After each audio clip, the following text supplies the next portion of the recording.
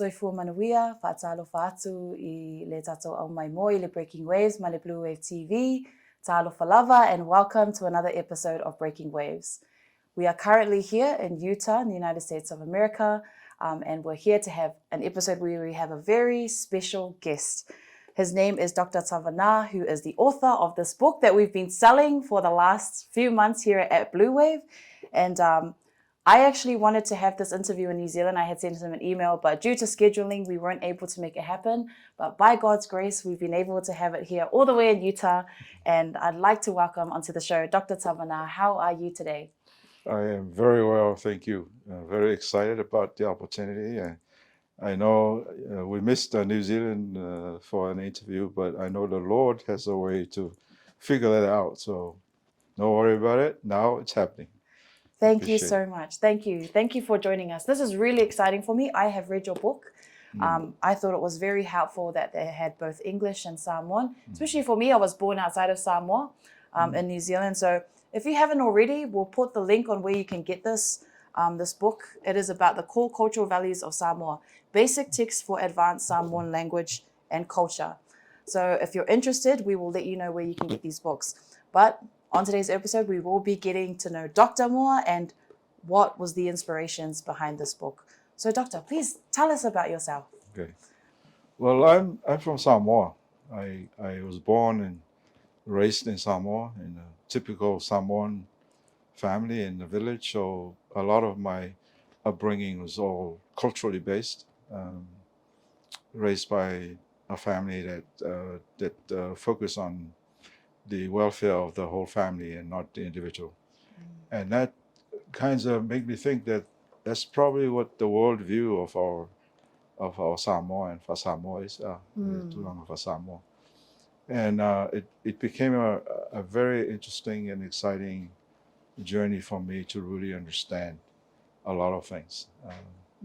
So I was raised in the village and go to the plantation every day and collect coconuts, did some fishing.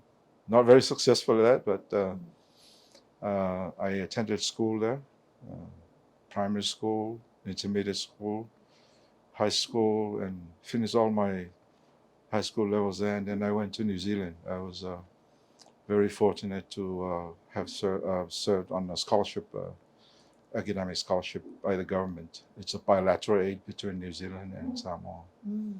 So I studied science and mathematics. The government tells you what to study for because they already have opportunities for us to go back to and be employed. The very early stage of independence celebration. So that was my area. And then spent some time in Australia as well, going to school. So my bachelor's in science, my master's in instructional science, and then my doctorate is in management leadership, which incorporates everything that I've learned throughout the years.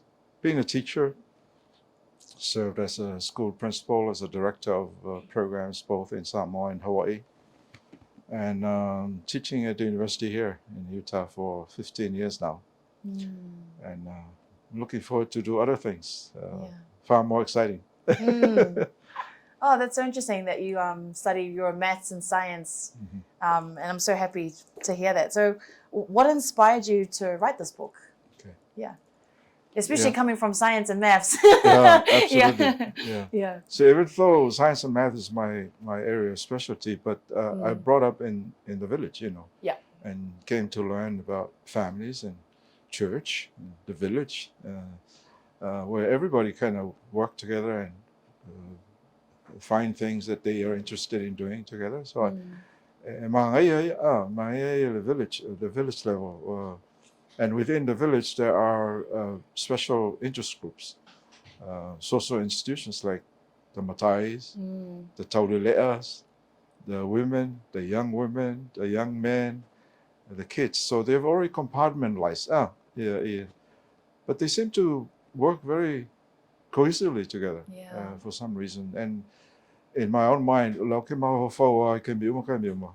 why is this happening?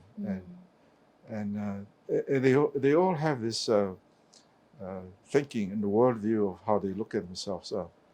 Our worldview, we look at big pictures first, consensus, Mm. and then the details come later. Mm. Other worldviews, like the Western worldview, it's the reverse.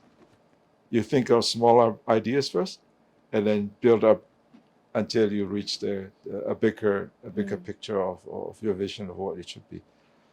And I'll talk about that later, but why did I write the book? So when I came here and started teaching the advanced class in the university, and we talk about the core values, which are the underpinning elements and principles are.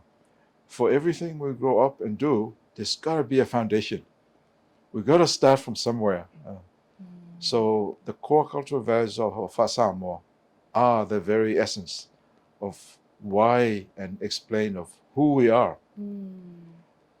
A lot of things that come after are the actual implementations and applications are. The problem is, as we all are, growing up in Samoa, our parents teach us, you do this, be obedient. And here our young people thinking, what does that mean? Yeah. So respect your elders. If you eat fesuia'i, guess what? You need to sit down. If you talk, you need to find a place where you feel comfortable and talk. If you're walking around the elders or others, walk away from them. Fautua. So here's the question. They learn all that, what to do and how to do it. But they never learn why are we doing it. Because to me, as a teacher, those are the three questions I ask. What am I going to teach my students? How am I, that's the content. How am I going to teach it? That's called pedagogy. It's a fancy English word, but it simply means strategy. How are you going to do it? But we hardly ask the question, why are we teaching it? What's our vision? What's the essence of what we're doing? And those are the questions that the students, especially in diaspora, are asking. Students who have grown up here.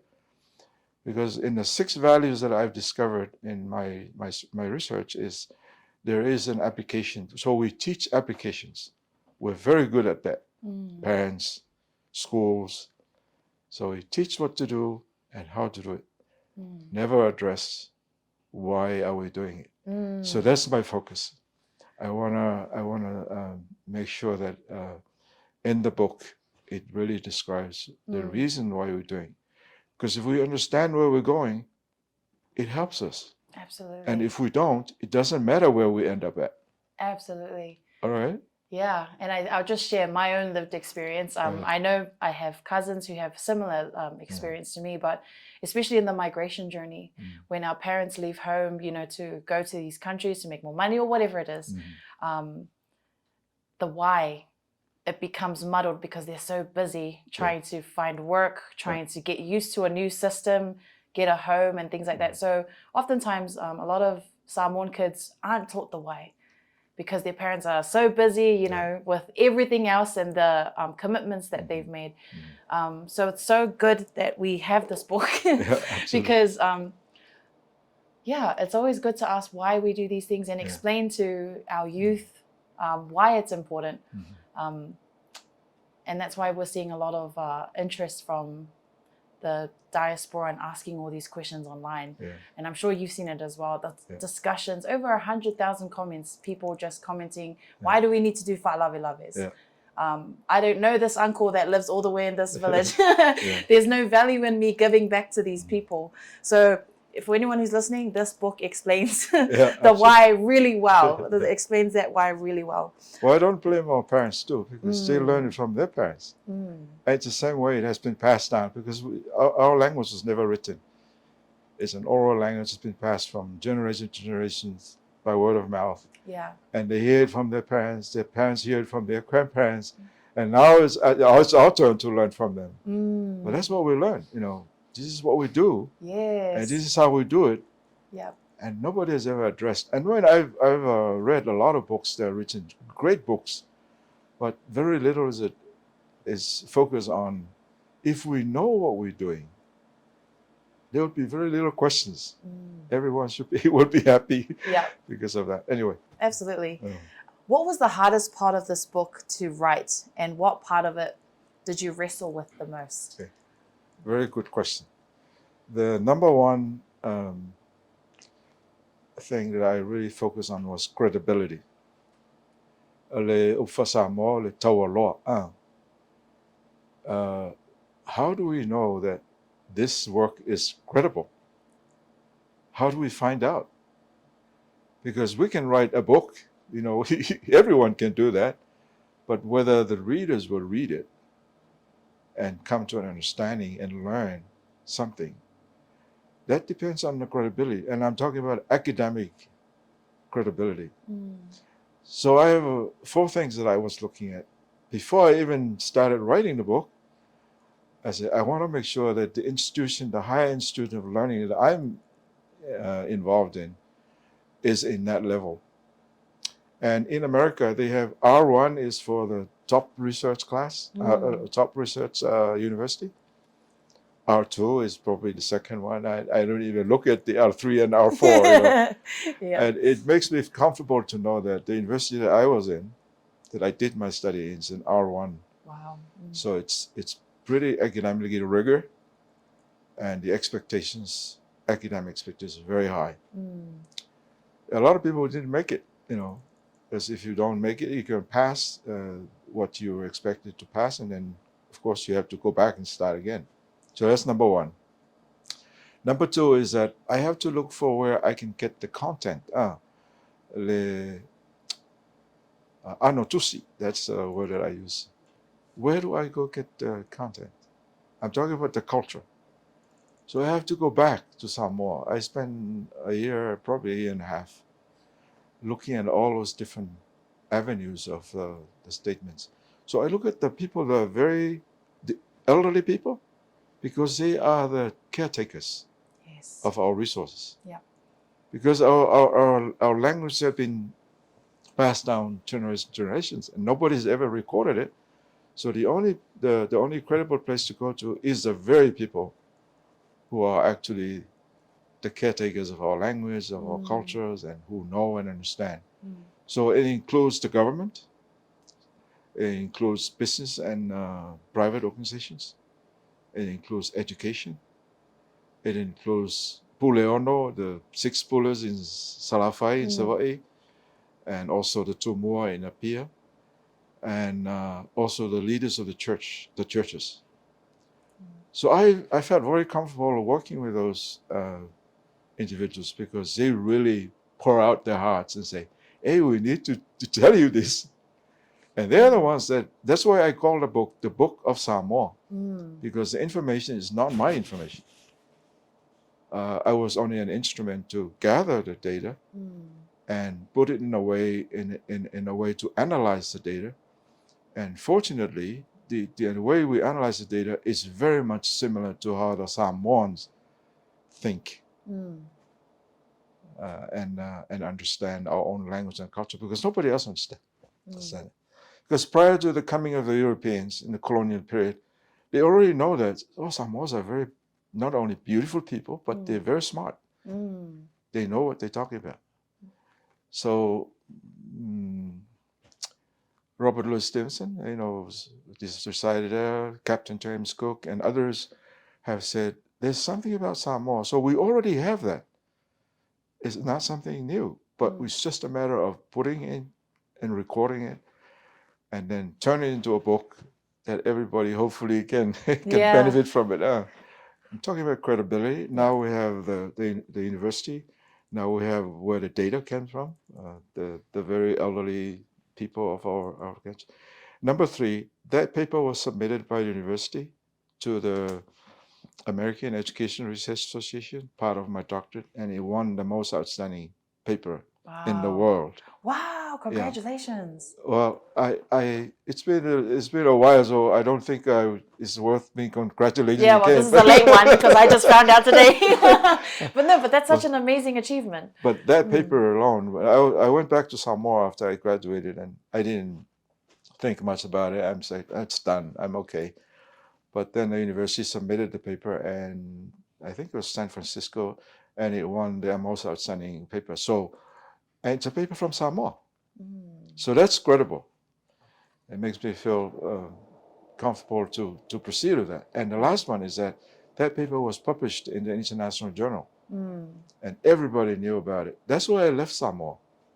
When I was there in Pesanga, and I was a teacher, I was a principal, but the University of Hawaii called and said, "Hey, we saw this. We want you to come." And of course, one thing leading to another, I ended up being the director of their Ethnomedical Research Institute in Hawaii. So that's published. So 4 things we already achieved. And the last one is that every individual doing a study related to the Pacific Islands, Samoa, and Polynesian cite the paper. Wow. Cite the work. And almost every day there's an email that comes, "Oh, Dr. Tavana, you've been cited by so-and-so from Niue or from the Philippines or from..." So those are the areas that make me feel that, okay, so this work is okay. Yeah. Let's go ahead and write a book. And it just published last November last year. 6 months, 7 months now. And I think close to 3,000 copies have already been sold. So it's crazy. I call it crazy. And you know what? Your involvement, Blue TV, Tautaia'i, and your whole organization played a very critical part in getting this word out to the public. So I'm very grateful for that. Let's go back to your question. Yes. Those who have been born in outside of Samoa, how can I explain that? It's very simple. I'm very thorough on doing that to make sure that it's not misunderstood. So the 6 core cultural values that I've identified from doing this research. Number 1 is the Tofi. Tofi is inheritance. And Samoans believe that we are inheritors of God, directly from above. And everything we own does not belong to us. We are caretakers. We are stewards. Yes.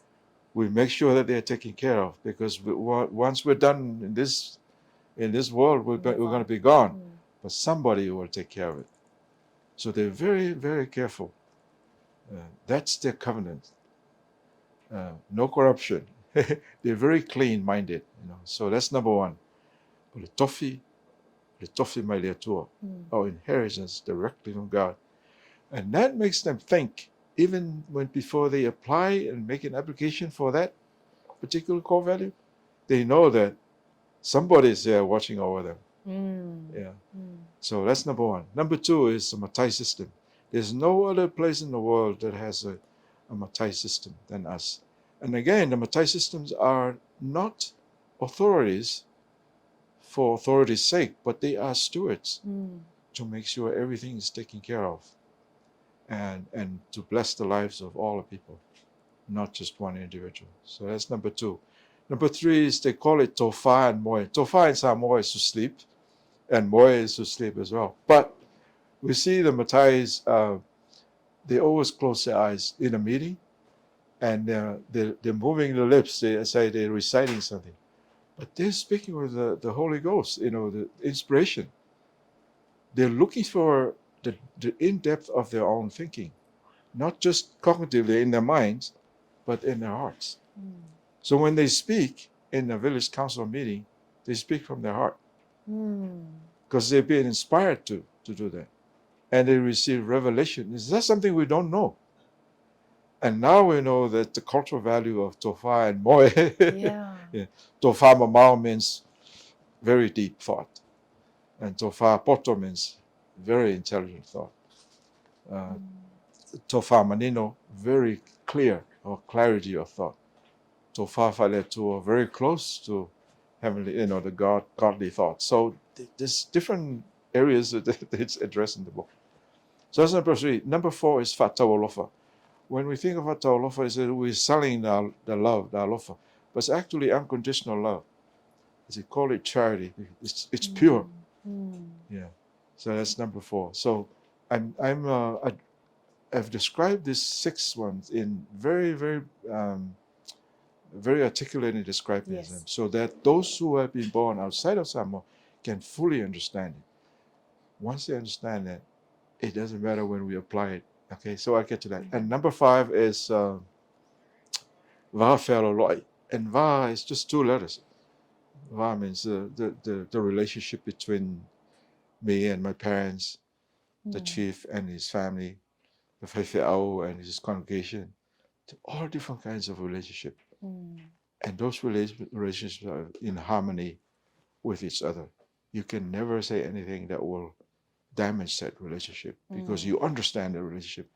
A lot of the kids growing up elsewhere, they don't, they always say to parents, they sometimes fight with their parents or argue with their parents. But if they understand how they're related, and I call them sacred relational space of respect and honor. A lot of, especially in the Western world, where we're forced to work and make money, the value of community becomes less, and individual and making it for yourself is kind of like the goal. It's sold to us all the time, TV ads, do what's best for you.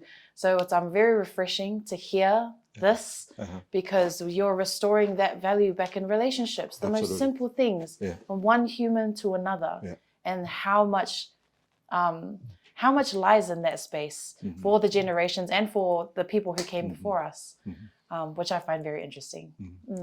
One of the best relationships that I talk about is the covenant, the faiga, between the brother and sister. I tell you, it's very honorable to see the brother caring for his sister. Yes. They call it taupo.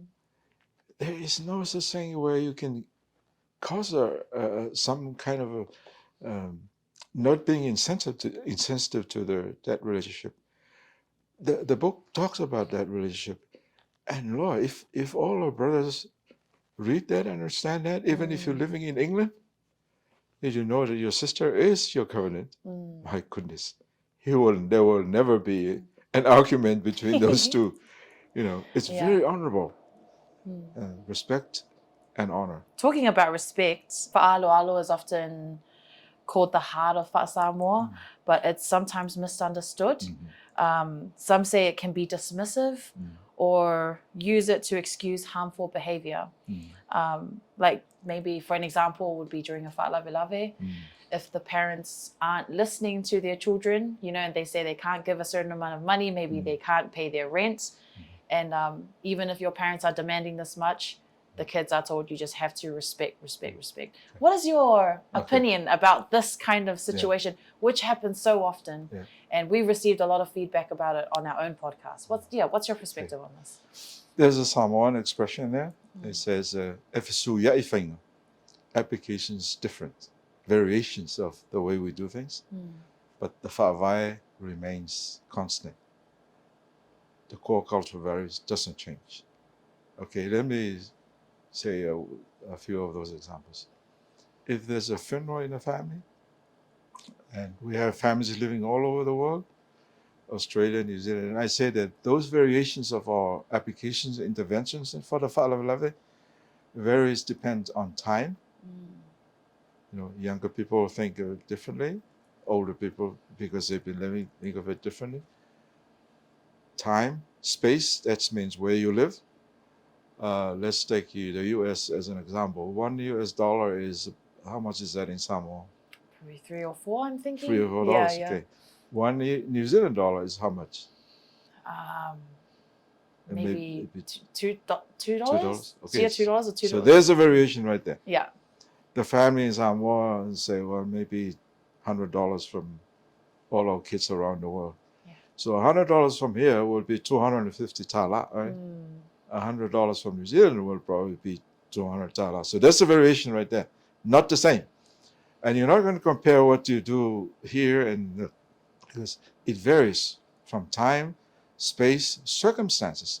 We have families who are struggling with, paying their mortgage or whatever the case might be.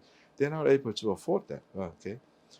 But does that change your core cultural values of fa'aloa'i? Doesn't. If you give 100, I give 200 because I'm a professor. No, I'm just kidding. You know what I'm saying? Yeah. He gives $5. So what? We're all doing the different things, but can that change your core values of fa'aloa'i and alofa, your love for your family? No, it doesn't. So that's something that needs to be understood.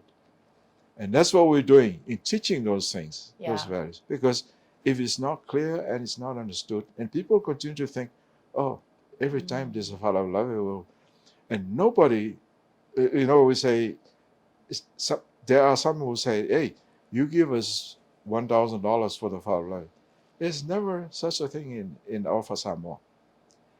But the way we do it is you give whatever you feel is best at that moment, at that time, depending on your circumstance and where you live.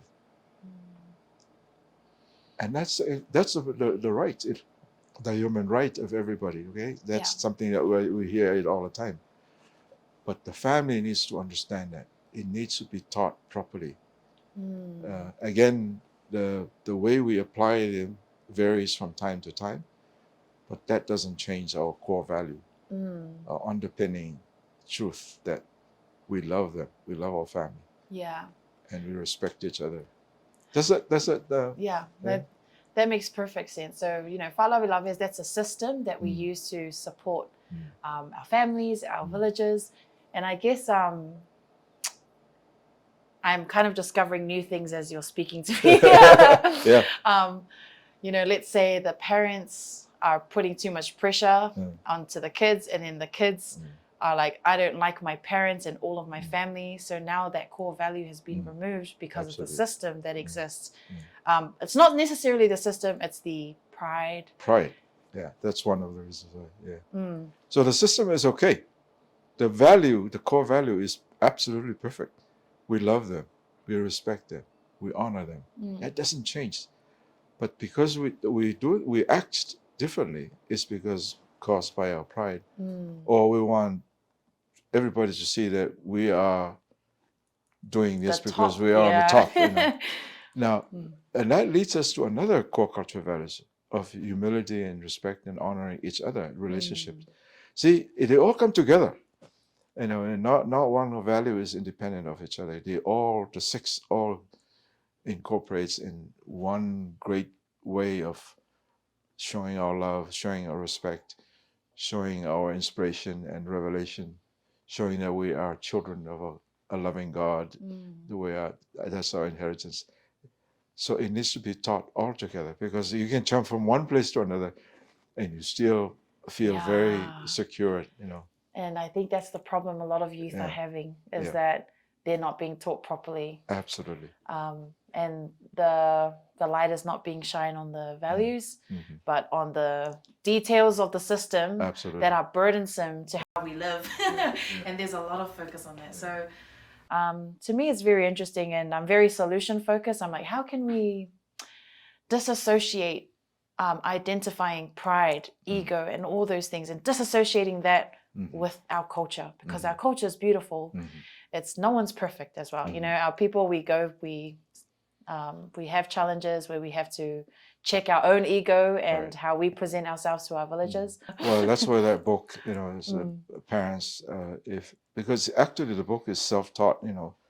You follow the examples there, and it really helps you wake up and understand better. Yeah.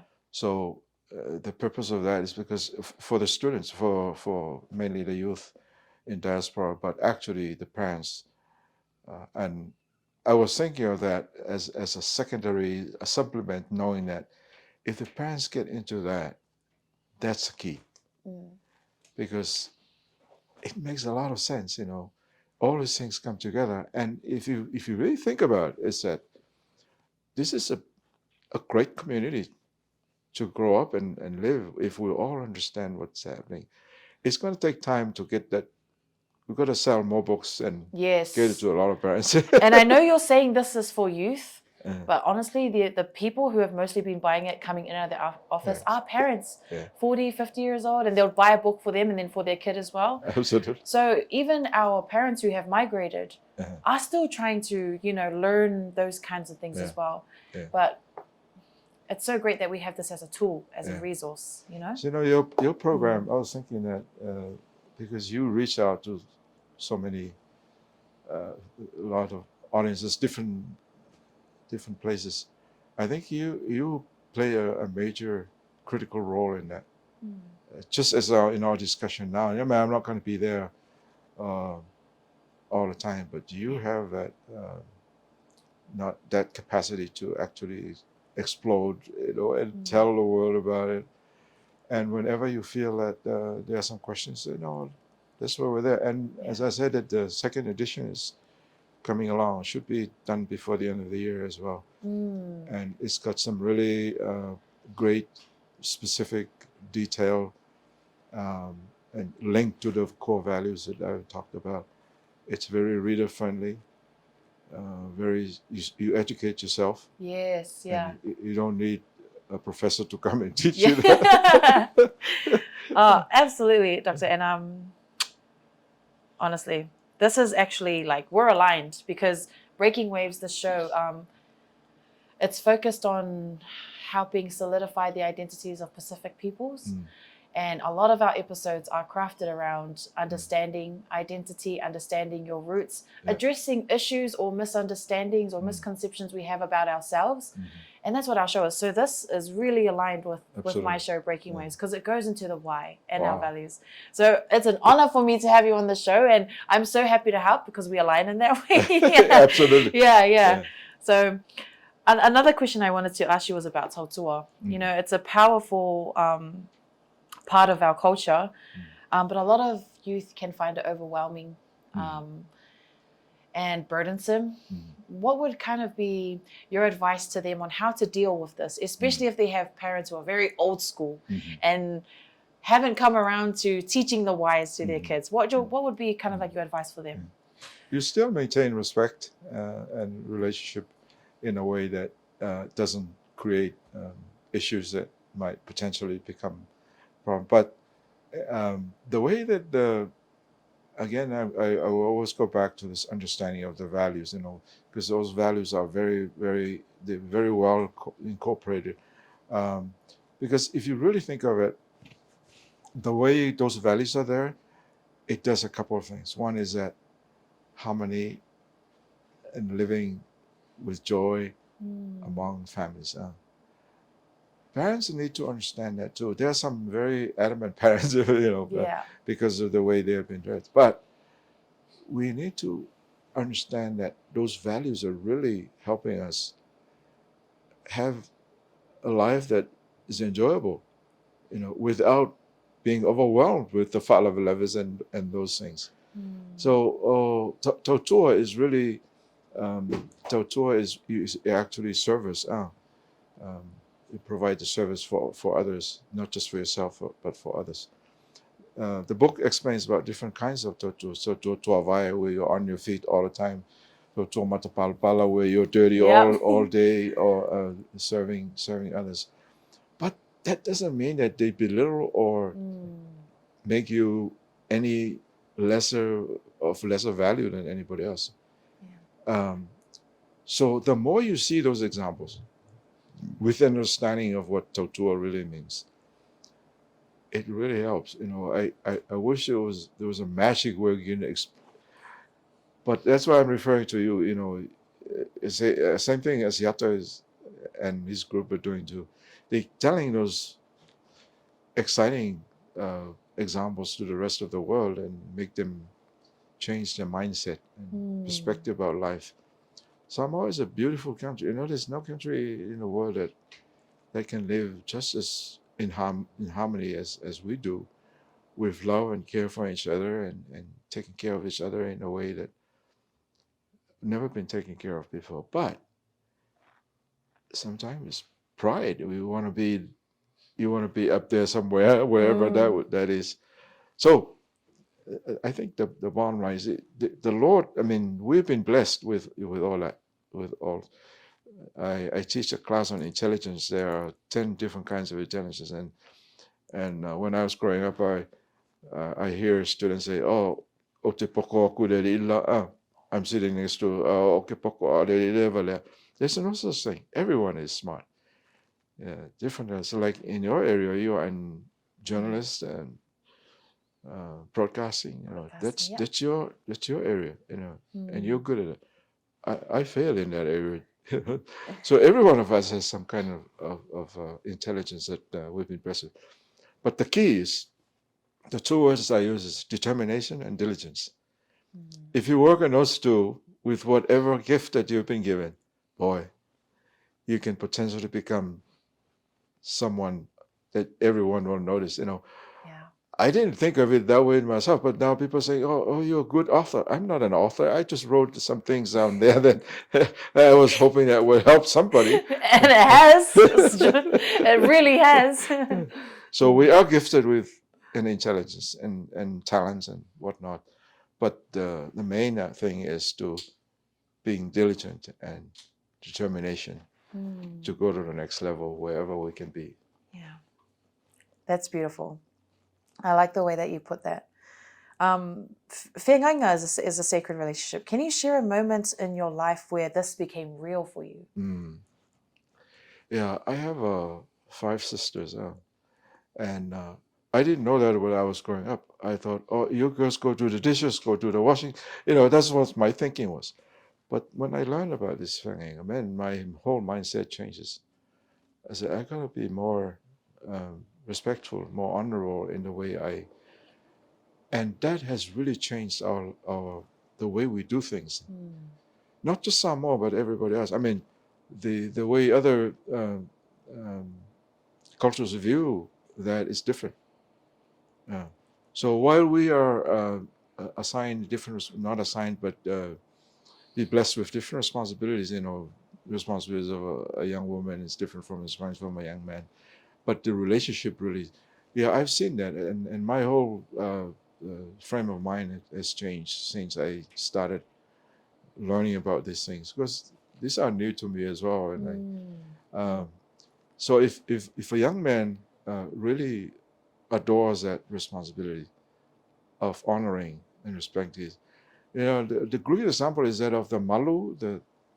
The young woman gets the malu, and the brother gets the malu fie, the pe'a. And the malu, as you understand, is sacred and protected.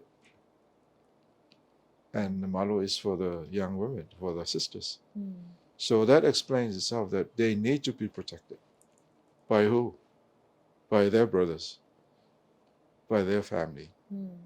Because she is a taupo, she is O Agafa'avae of the family, and she has sacred responsibilities that she needs to do. So I've been there. I'm sure our young men here have already seen that, but the relationship between you and your sister, and not just your sister, your mother as well. Yeah. Because tina or pai malauli, Yes, she's sorted out and cleaned up and smoothing out life itself, and she's also to Matai. And I think this is really important. Just reflecting back in New Zealand, often a lot of the times that people join, whether it's gangs or get into, the underground life, it's because of this lack of family, this lack of understanding the relationship between siblings. So these are one of the important things that can help heal people as well. So it's very healing, our values. How do you see love working differently in Samoan culture compared to Western ideas of love? Well, it's very different worldviews. As I think I pointed out earlier, that our worldviews is much broader on the top. So when I did analyze the data for my doctoral studies, that's exactly how I did it. We think of great ideas, big ideas first, and then we build it down to the details. The Western worldview is different. It's reversed. Because you're individual in yourself. I mean, you're interested in yourself. You want to be successful as an individual. And you're always competing with each other so that you can rise to the top. That's crazy, that competition mindset. Yeah, I know. Yeah, I know. And they work so hard to get to the top because they are a more individualistic society. Samoa is different. We're more consensus society. We work as a group. First, as a family, as a church. When we come here, we no longer have villages, but we have a church to attach to. So we're continuing that. So they often think of the consequences later after Absolutely. their individual interests. Absolutely, absolutely. So you have I have a lot of neighbors who are different, and then that's all they worry about. I'm there for myself. I need to get to the top. And here I am thinking, oh, I have a family, Have a village. have a village. Yeah. And I like it. Our culture is more consensus. We kind of deliberate. Talanoa, Yeah. because talanoa is one person is telling a story, and noa means you're listening. Noa means you don't say anything, you're listening, and try and analyze what's being said. So that's the differences in our culture. I don't think anybody can change that, because it's the way it is. And it's been like that for a long time. Yeah. What do you hope that your readers, especially young Pacific people, take away from this book? We published a book, but we're thinking of other means to help. We want to expedite the process. Some may have bought the book and put it on the shelf and may never read it for another week or so. So we want to get to them as soon as we can, and in a fast way, so that they can be able to use the material and understand the material faster. So that's our plan, is to get a program where we can get them into our official educational opportunities. Yeah. I think you guys have the, what do you call it? Fesuia'i? Lupe Fesuia'i. Fesuia'i, yeah. Lupe Fesuia'i. And it's a great program. We want to deal with the public, but also in the schools, particularly in the secondary schools. We just want to expedite the process. We don't want to wait. I mean, the book is okay now, but that can also be I have a book. I'm going to hold on to it. Yeah, exactly. I'm very interested. Do they have like Samoan language classes in schools here in Utah or in America? Not Utah, not secondary schools. Not secondary schools. Universities are. Yeah. Ah, that's so interesting. In New Zealand, yeah, we have Samoan. New Zealand even really schools, it's good. really strong. Yeah. That'll be so good to see grow here, because your community is huge. Yeah, absolutely. So many Samoans here. So we want to work on that. Yeah. We have a good team with my little Namulau'ulu over here with us. So yeah, that'd be a good thing to work on now. And if you could speak directly to a young Samoan who may be struggling with their own cultural identity, what would you say to them? Okay. Yeah, I think we need to receive that if we're really serious about improving our own lives, we need to fully understand through the teachings and affiliations with others who have already studied or learned or about. Yeah, that's the most challenging thing about the world now is life is filled with challenges and uncertainties. I think the church is one way where we can, which I'm going through other denominations, working on them. They're buying the books, and we continue to have discussions on that so that they can reach to the youth as fast as they can. So that's one way of doing it. University is doing okay. I mean, not the best. New Zealand does a pretty great job on doing that, but United States not yet. Yeah. So that's it. So we're going through the youth program in the church, the universities. That's good. Now we're going down to the high schools because we want to start early. Yeah. And when high schools are established, we go down even further to the elementary schools, so that the kids can be able to catch up with that as fast as they can. So you've told us about trying to put Samoan language classes into schools, but what's next? What's next in regards to writing and more resources? Do you have anything else planned? Yeah. The day that the book was published, I read the whole day. I mean, the whole book in one day. Yeah. And and what's so interesting is that our trip to New Zealand, I have learned a great deal talking to people that night. I don't know if you were there that night. There was a lot of people there. Yeah. And I have learned a lot of things. So I can actually gather all that data from them of how they see the book and what needs to be improved. So, and when I came home, I already started, and I think I'm halfway through already, and it should be done by the end of the year. The whole idea is to make it as simple as possible, so that everybody it's reader friendly. You know, I like to read. Yes, yeah. And there may be some audio recordings. Audiobooks would be good. Yeah. Because that would really help, particularly because there's a glossary in each of those units. It explains using diacritical marks and language and grammar, so that the student would be able to pronounce the word correctly, see what it means, and then the translation.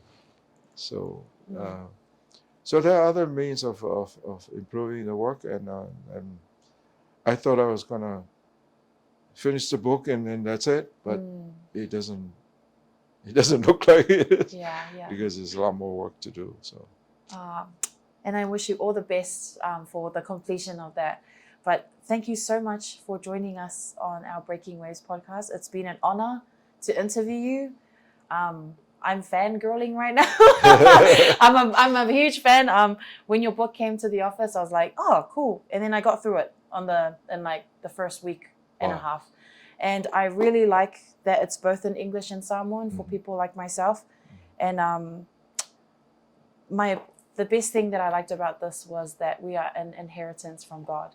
When I read that, everything made sense as to how, and also we're not owners, we're just caretakers. And it just makes sense why we're so different, because we don't see things as belongings, you know, it's an experience, and we're here for our time. So what I'm trying to say is this book has helped me discover the why on a lot of our cultural protocols and systems. And I thank you for writing it. And I really hope that more youth are able to I will be promoting this more often. Thank you. It's so helpful for us. But thank you, Doctor, for coming onto our show. We appreciate you, and we wish you all the best.